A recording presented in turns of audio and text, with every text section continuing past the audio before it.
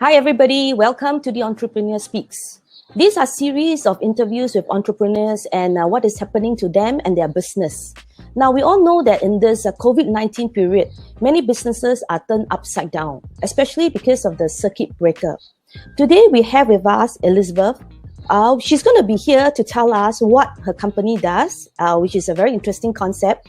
And then we're going to find out from her how things are with her. Hi, Elizabeth. Welcome to the interview.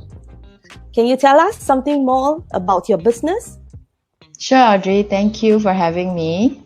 My business is Treehouse, Trehaus. It's actually a combination of two words, tre, three in Spanish, and house, which is house in German. So we really wanted to create a third space. We wanted to create a modern village, an integrated co-lifestyle space where we have the family learn, play, and work together. So what is a Treehouse is really, we have a preschool childcare. It's an IGDA licensed preschool childcare that takes in children from 18 months to 6 years. We also have a co-working business club where we let parents have unparalleled proximity to their children in the childcare. And we also have a little creche where we mind your babies if you have very, very young children.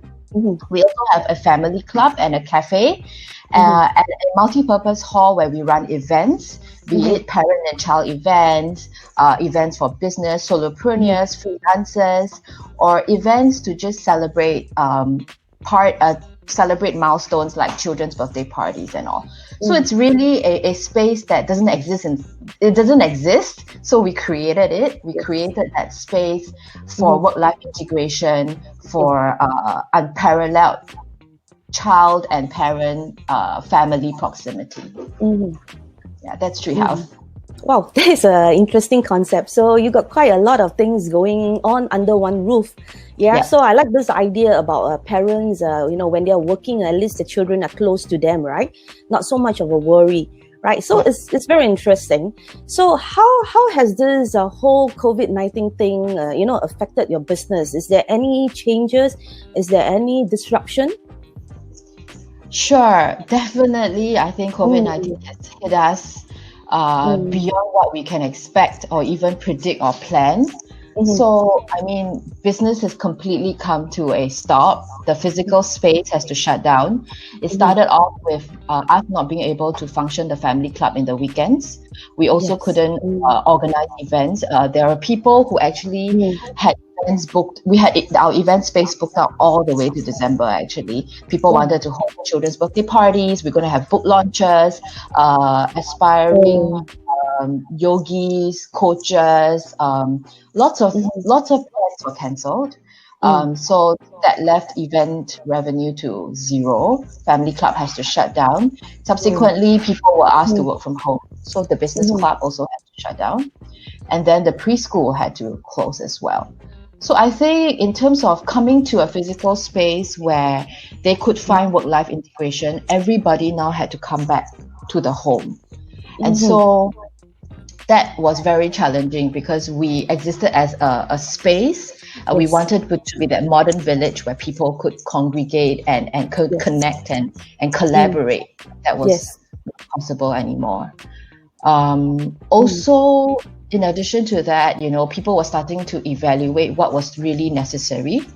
Was a workspace necessary? So businesses, solopreneurs, freelancers, corporates who took up membership with us, they started to evaluate, do we want to continue with Treehouse? Things like preschool as well, especially the younger ages, parents were starting to contemplate, is it really a need to send my child in this time where safety and I'm posing a very big risk to their safety and their health? So that's how it's affected my business. Yeah. Oh, okay. So will things go back to normal, you think, next week? Will parents come back, maybe not so soon, for the co-working space. But I think a childcare will be able to operate by then. Yeah. So Audrey, we actually can operate next week. We are under real estate, right? So as a space provider, we can open. So for the business club, we can open. The family club remains shut in the weekend, so the kids can't come in, the parents can't come into the cafe or to the playground to play because it's not possible. Preschools can open. So I think the question is whether things will go back to normal. I think we're going back to what we call a new normal. A new normal where everyone has to observe social distancing, a new normal where everyone is wearing masks, which I think it's very, very going to be very challenging in a preschool setting. Children are learning how to socialize and interact, and now they can't hold the adults' hands, they can't hug their friends. That's going to be very difficult. For the business side, wise, also collaboration and connection and collaboration when they work, it's also going to be affected. So people are very, there's a lot of anxiety about this as well. How things are going to, how are we going to be productive as working people? So I think we all just have to learn to adjust, I think, to this new thing that's coming on us next week, and then we'll see how we can pivot and how we can thrive from there. So yes, we can't help it, situation being as it is, but as businesses, we have to think of maybe new ways of doing certain things. So any other plans, any new plans for the way maybe you carry out your events, for example? So we are beginning to really, this whole 2 months of circuit breaker forced us actually to first digitalize and then to also clearly think through where we can pivot and how we can pivot. So the moment we entered circuit breaker, we went straight into getting involved in doing IG lives, FB lives, webinars. We accepted interviews. We accepted sitting on guest panels. We got Treehouse out of the word out. We spoke about it. We spoke about what we were trying to create. So that was how we started. So now, great news is we are in talks with a lot of big partners that are also promoting work-life integration, like NTUC and a lot of these organizations, and we're starting to just organize, just get content out. So that's one of the things we did.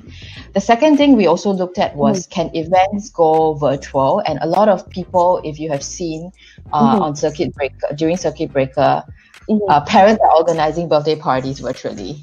Marriages are done virtually. Events are done virtually. Corporate trainings are done virtually. So we also have a little bit of experience planning a lot of these events, be it for children or organizing events for various business content.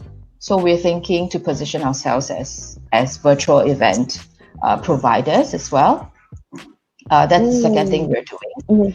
The third thing we're exploring also is in the training and education bit in our preschool.